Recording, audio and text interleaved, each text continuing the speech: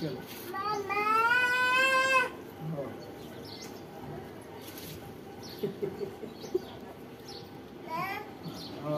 हमने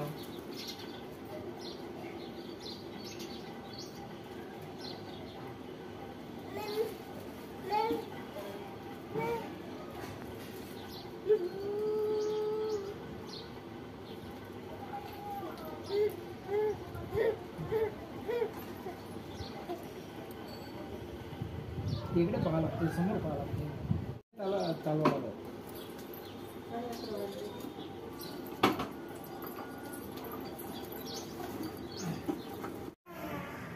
हे guys, welcome back to my YouTube channel. यहाँ पे देखो, ये देखो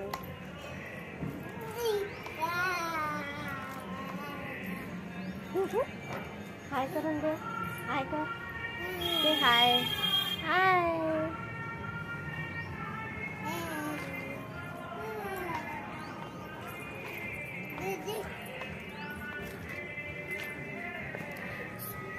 हे गाइस, सो ये है हमारे घर का टेरेस.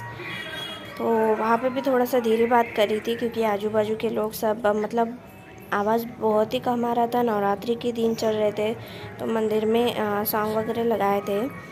तो वही ये ब्लॉग है. जब मैंने शूट किया तब भूल गई थी अपलोड करना. सो काफ़ी दिन बाद मैं ब्लॉग अपलोड कर रही हूँ. और ये देखो, हमारे घर के सामने ये कबाड़ी वाला है. तो उनके घर का ये कबाड़ी है. देखो इतना सारा कबाड़ी वो घर में भर के रखता है. फिर पता नहीं क्या स्टॉक जमा करके एक साथ वो बेचने चले जाता है. देखो, हमारे घर के बिल्कुल सामने ही है ये कबाड़ी वाला.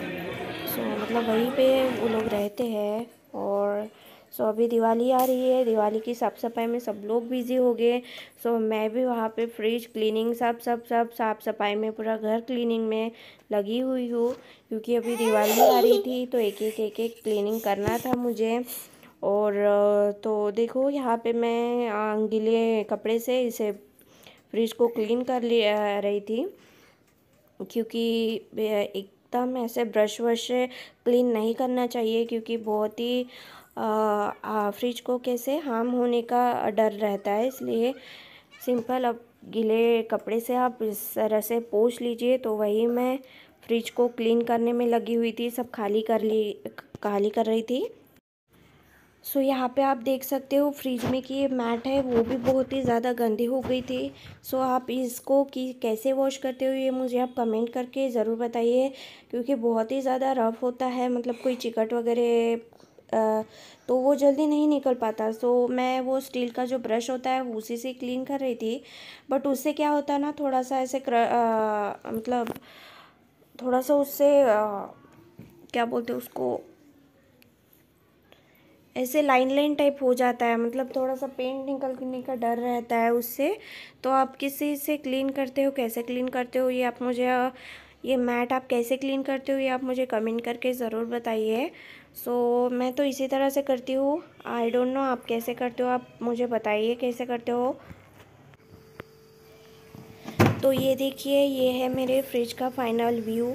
यहाँ पे मैंने वो अपना क्या बोलते हैं इसको,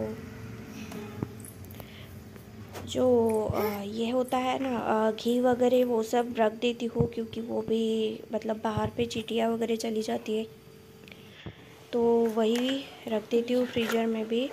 तो ये है कुछ स्पून वगैरह रखने का, जो बहुत ही मतलब फोक वगैरह इसमें ही रखती हूँ.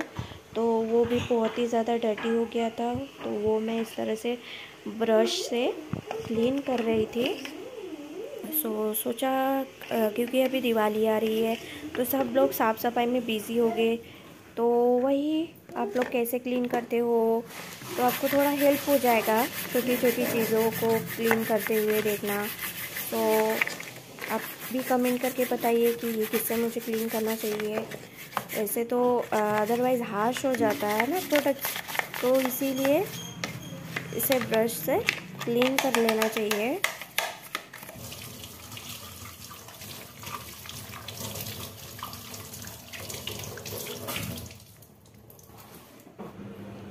देन उसके बाद में यहाँ पे भगवान के मंदिर में के जो भी बर्तन वगैरह होते हैं, दिया वगैरह, वो इस तरह से ख़राब हो जाते हैं। तो वही मैं क्लीन करने में लगी हुई थी कि तो मैं ये सब मतलब के पीतल के वगैरह बर्तन रहते हैं, भगवान वगैरह रहते हैं, वो मैं किससे क्लीन करती हूँ। तो ये है मैंने बनाया हुआ पाउडर, जो कि भैया का मतलब ये पाउडर इजीली मिल जाता है कोई भी किराना स्टोर पे। सो इससे बहुत ही अच्छा क्लीन हो जाता है।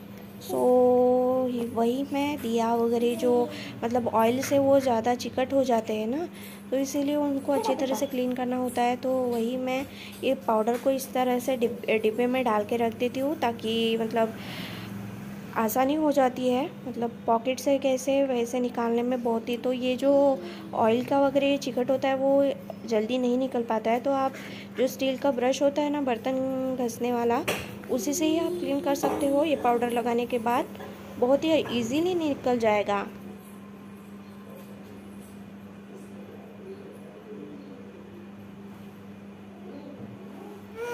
सो ये वीडियो आप अच्छी तरह से गौर करके देखना कि चीकू कहाँ पर बैठी है। चीकू जो मेरा पैर है ना, उस पर मस्त अंदर में दोनों पैर डाल के बैठ गई है।